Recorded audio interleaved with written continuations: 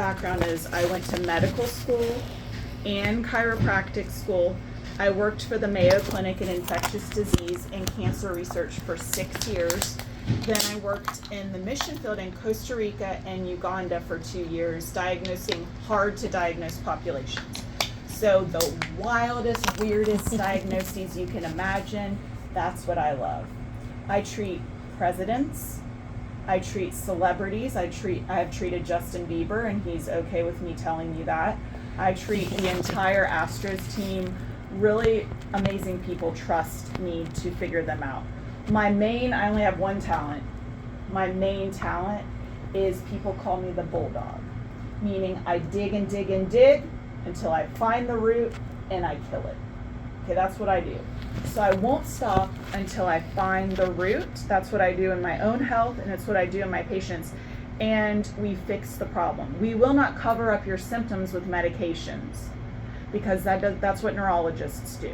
Okay? The team that we work with, I have my best friend who is a neurologist. She helps us make decisions. My medical director is a plastic surgeon. And then we work with some of the best cancer doctors in the world.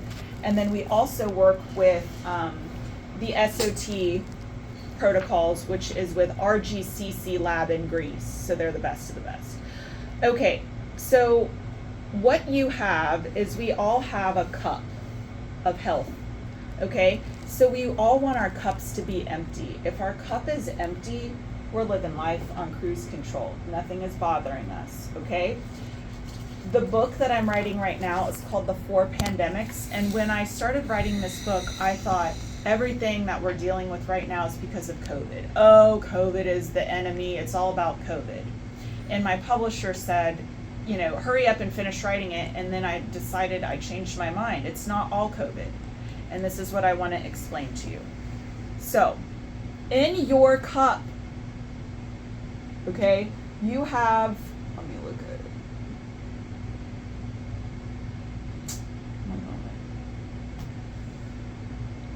Okay, there it is. Let me go to this. Okay, so in Juan's cup, you have a lot of different things, okay? I don't know your whole background. Your mom gave me a good bit of it, but let me ask you a few questions. He didn't have the COVID vaccine, did he? Yes. He has two, right? Yeah. At least two. Okay, no more. No, and that was in the very beginning. Okay, yeah, we don't want any more. No, we don't. Okay. So my children who are 5 and 7, their cups are totally empty. They've never taken an antibiotic. They've never had a vaccine. They've never had any medications in their body, ever. Juan's cup is not empty, okay? Juan has had vaccines, which are neurologically damaging to the body. So that means he has what are called heavy metals in his body. Inside the vaccines, in order to hold a vaccine in your body, it requires mercury. Mercury is the anchor that holds the vaccine in your body. So Juan, unfortunately, has mercury and aluminum in his body. Okay, not your fault. You're not going to do any more vaccines, hopefully, but they're in there.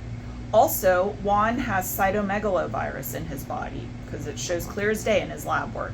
He also has Epstein-Barr virus in his body. He also has COVID in his body because how many times have you had COVID? Twice, no? Or three? 3 times. 3 times. 2 or 3 times. Okay, I think I've had it 7 times.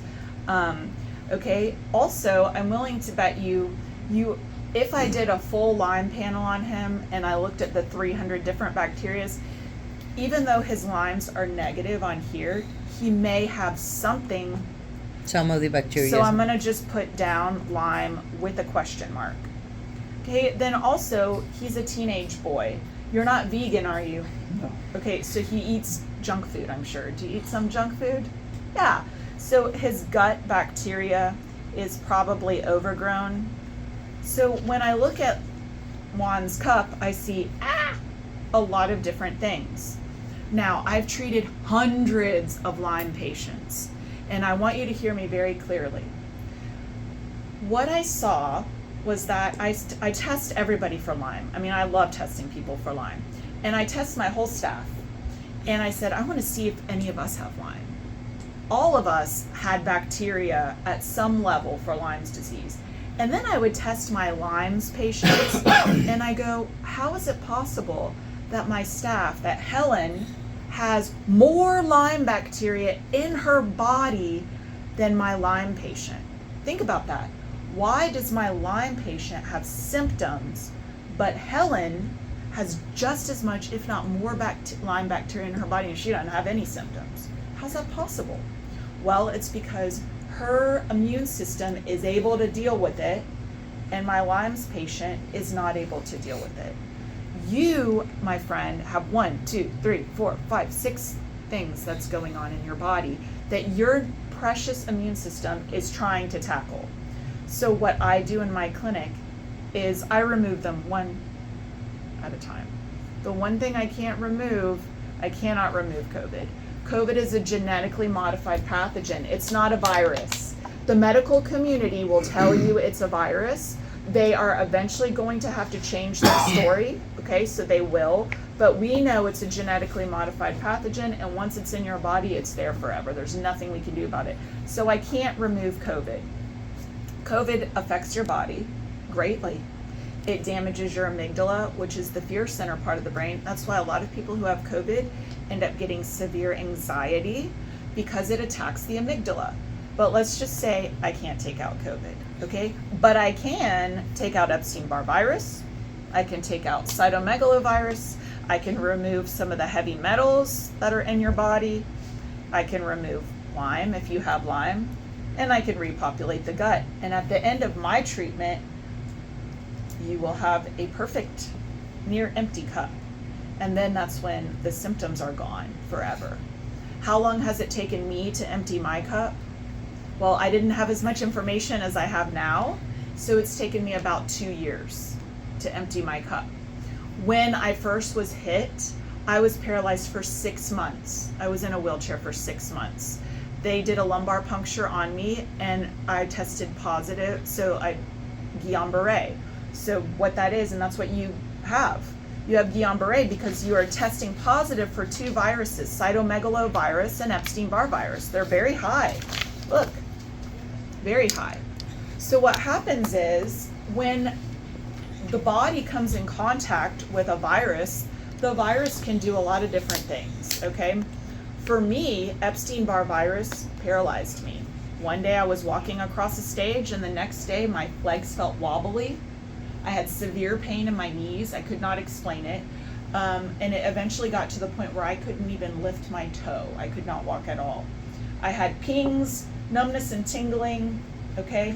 And then what happened was I started getting what we call adrenaline dumps, where I would wake up in the middle of the night and all of a sudden,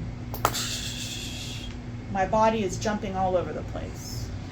And when that first started happening, she's here to get adjusted. I don't know what to tell you. Okay. I mean, I know, but it's gonna be a little bit. Okay, all right. People show up late and then, you know. Okay, so when I first got attacked, when they saw the convulsions, they thought that it was psychological, okay? And so the first people that saw me, I was in the Mayo Clinic for 2 weeks. They did all imaging, everything. And my friends work at the Mayo, that's where I used to work, so I got right in. Within a day, 24 hours, I was at the Mayo Clinic in Jacksonville. They tested me for everything, and I left with a prescription for Ativan. And I took the Ativan because I had no idea what else to do. All the scans were clear. I took that Ativan every day. Meanwhile, I still had the body convulsions. So for me, what would happen is I would get every single night severe nausea, diarrhea, vomiting. I mean, I had a lot of vomiting. I would poop and pee all over myself. I would hallucinate. I'd see and feel things that weren't there. I became so anxious. And it wasn't me, it was the disease process that was happening. And then sometimes I would fall to the ground and my body would convulse and shake. I could not control it. I wanted to get out of my body. Okay, and then I was hospitalized 6 times over 6 months. And once again, conversion disorder, psychogenic seizures, non-epileptic seizures. I had EMGs, everything, okay? And so I said, there's something going on. I'm not causing my body to do this. I don't have conversion disorder. My body is doing this on its own and I can't control it. My husband would literally have to hold me down when I was jumping off the bed.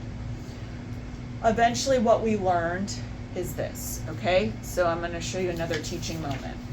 So you understand that the only way to true wellness is to empty the cup. Okay, that's what we would do with him, is we would empty the cup, and we have clear strategies to do that. Now, what happens when the body goes through immense trauma, and that's what you're going through right now. He's going through immune trauma, neurological trauma, okay? So our nervous system controls all of this. And so when Juan gets attacked, okay, from a virus, from a toxin, which is the vaccines, okay, from the stress of it all, have you been stressed? Or are you just, you're happy-go-lucky, aren't you? Yeah, I'm chilling. Okay, most people would be stressed. And I think even if we don't say it, we could be experiencing some stress. So we've got a virus, toxins, stress, and now all these weird medications which are also toxic. So when this comes against Juan's nervous system, it causes a state called dysautonomia. This means dysregulated nervous system. This is what is causing the jumping, all the convulsions. They're not seizures. You can do all the tests and you will find there is no seizure activity. The body is truly moving on its own due to changes in chemicals, due to adrenaline dumps. Okay, so in the middle of the night, does he wake up? Before. In the beginning. It has like a month and a half or 2 months, no anymore. Okay, good. 23 of May was the last one. 23 of May. Okay, good. You have not had any attacks again. Okay, good. That's very good. Yeah. So I'm going to put last attack was in May. May 23 was Um, the first one, April 4. Yeah, we call them dysautonomia attacks. Last attack was May 24th. Not to say they don't come back, okay? Because you can go through a period of time where they stop and then they can come back based on new medications that are introduced, based on viral activity that waxes and wanes, okay? So what we try to do is we calm the nervous system down. So sometimes we have to give patients medicines and it will cause even more dysautonomia, even more dysregulation. And the patient feels like they just can't, they want to jump out of their body. It's horrible. And so in order to calm the nervous system down, we have a whole program and a whole protocol. That is what I teach celebrities and things, how to calm their nervous systems down while going through treatment for these sort of things, okay? So let's talk about, that's what's going on, but I'm glad he hasn't had any more of those because they're horrible. I haven't had one in about 6 months. Not to mention, okay, I forgot to put the fungal ear infection, okay, so that's something else. So lots of things that he's fighting. So some people will ask me, well, what do you remove first? For him, the first thing that even if he comes back positive for Lyme, the first thing I would remove from his body is the Epstein-Barr virus. Why? So I'm going to talk to you about Epstein-Barr. Epstein-Barr virus, 99.5% of everyone in the United States has Epstein-Barr virus. You guys probably have it. If I tested you, you'd probably test positive. But the question becomes, why don't you have symptoms? Well, your immune system is handling it. Okay, why do some people have symptoms? Well, because you've got multiple things happening at one time. But if I'm going to pull out one, I'm going to pull out the biggest threat first, okay? So Epstein-Barr virus is a latent virus. It comes in the form of you drink out of a dirty glass, you touch a dirty handle on a doorknob, and then you lick your thumb. You sit on a dirty toilet seat, you scratch your butt, and then you itch your nose. It can be transmitted any which way. You kiss somebody and they've got it. Okay, you got it. So when it comes into the body, it hides in the brainstem. It usually comes out during periods of stress. So after COVID, this is what all the practitioners are talking about. COVID is not the big deal. COVID stirs up co-infections like Epstein-Barr virus. So Juan gets COVID. 1, 2 times. And his body is like, gosh, this is a big hit. And so Epstein-Barr goes, ooh, I'm going to come out. And now's the perfect time to attack because Juan is weak. He's fatigued, so I'm going to attack. Okay? And usually what happens is Epstein-Barr will either attack the thyroid gland because it's a fleshy organ, or it will attack the inner ear. Okay? And it can cause a condition called vestibular neuritis, which causes vertigo, dizziness, all of that. Doctors may find other infections in the ear. We all have fungus in our ears. We all have bacteria in our ears. What I'm telling you is that's not the main cause to all this. It's a distractor. The true root is the Epstein-Barr virus that attacks the inner ear and causes vertigo and dizziness and off balance, okay? Then Epstein-Barr virus may go, oh, well, Juan's immune system is back now. COVID is no longer rearing its ugly head, and so he may feel good for a little bit.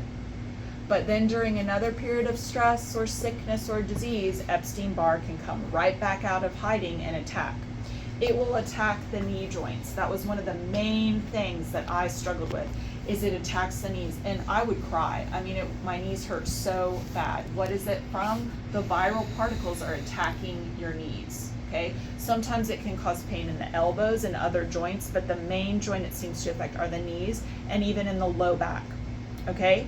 Now, lastly, how does it cause weakness? It causes a condition called Guillain-Barré. And that is what, I'm willing to bet you an Escalade. If you would have stayed for a lumbar puncture, they may or may not have found demyelination of the spinal cord.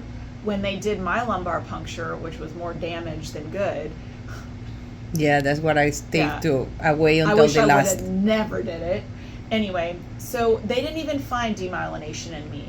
We ended up testing for Epstein-Barr. It was positive, and we deduced, okay, we have ascending paralysis. We have a really major infection happening. It's not, you don't have to be an idiot or a genius to put 2 and 2 together. The virus is causing the weakness. So the spinal tap and all of that really hurt me. I wish I would have never done it. So I'm glad you didn't do it. So the Epstein-Barr virus and cytomegalovirus can both cause Guillain-Barré, which is some people experience full-on paralysis. Can you stand up? Yeah. Okay, but it's just severe weakness. Yeah. Okay, so usually it goes away pretty quickly once the virus is put in check. It does not go away until the virus is put in check. So that's why there's no treatment that can be given in the hospital system for this, because they don't have any medication for it. They can give you steroids to decrease inflammation, but the root cause is not inflammation. The root cause is Epstein-Barr virus. There's only one treatment on the planet for Epstein-Barr virus, and only 2,000 doctors across the world know about it, and that is the SOT. The SOT, and this is where I'm going to get into a specific treatment protocol that I would do with him. I have positive lab values. I have a positive cytomegalovirus, I have a positive EBV, and then I need more information about Lyme. I would treat Epstein-Barr first, and then I would treat cytomegalovirus. If these two things drop away, all of his symptoms, I believe, will resolve, and I think you could leave out the Lyme equation totally. There's nothing, he got bit by a tick. If he has a little bit of Lyme bacteria in his body, it shouldn't affect him if we pull out these two buggers that are really damaging him, okay? We may pull out Epstein-Barr virus and all of his symptoms may go away, and you guys may go, we don't need to do a second one. We're good with that, he's fine, okay? That'd be really cool if that happened. But from a treatment protocol, I'd like to pull out both, okay? So why don't more doctors know about this, and how does it work?